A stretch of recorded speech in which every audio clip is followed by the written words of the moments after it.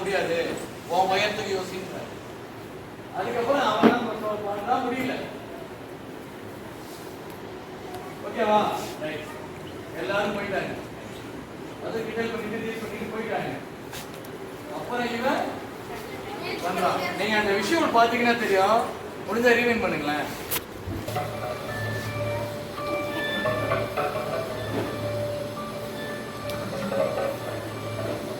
திரும்பி பாக்குறானா? அவன் பாக்குறது 8. அவன் பாக்குறது 8.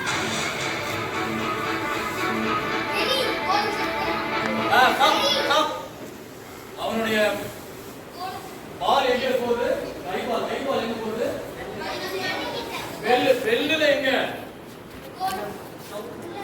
பெல்லுல அந்த உள்ள ஒரு பெல் அடிக்கிறது இருக்கு இல்லையா? அந்த பெல்லுல உள்ள சவுண்ட் வரும்ல. அவனுடைய கண்ணு, அதாவது அவனுடைய எய்ம், அவனுடைய கோல் செட்டு ஸ்ட்ரைட்டா எது மட்டும் தான் பாக்குறான்? அதுதான்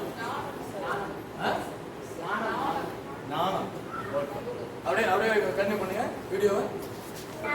அதே பாரு, அவனுடைய விஷன் கண்ணு அந்த பெல் மட்டும்தான்.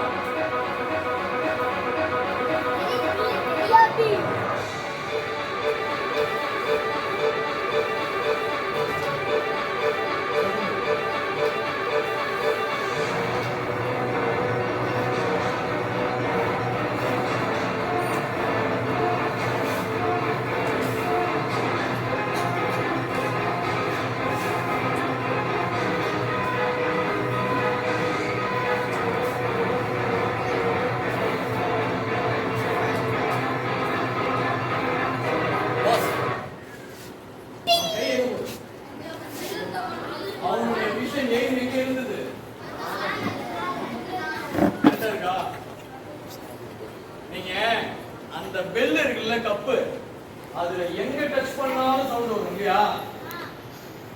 அந்த பெல்லையே அடிச்சிருந்தாலும் அது போய் சவுண்ட் காமிச்சிருக்கோம்ல. ஆனா அந்த ஸ்பெசிபிக் சொன்னார்ல காலையில சார், ஸ்மார்ட்ல ஸ்பெசிபிக்கா அவனுடைய எய்ம் எது?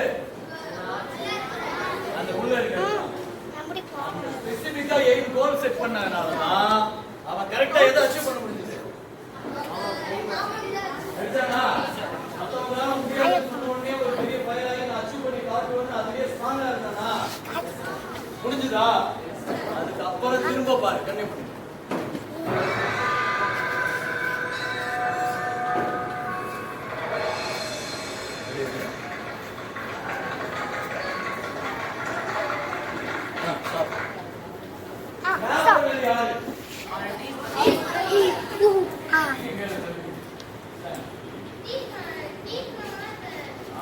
எப்ப அவனை கிளாப் பண்றாங்க?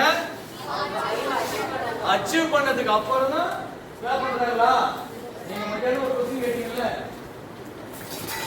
மற்றவங்க உங்களை என்ன பண்ணுவாங்க? டீ ப்ரோமோட் பண்ணுவாங்க, டீஸ் பண்ணுவாங்க, என்னது உங்களுடைய அச்சீவ்மெண்ட்டை கலைச்சு விடுவாங்க, ஃப்ரீட்டு போவாங்க. இந்த சொசைட்டி அப்படிதான் இருக்கும். அதெல்லாம் நீ கேர் பண்ணாத. அந்த பையன் அந்த டீஸ் பண்ணவங்களை பத்தி கவலைப்பட்டானா? உன் எய்ம்ல நீ ஸ்ட்ரைட்டா போய்கிட்டே இரு.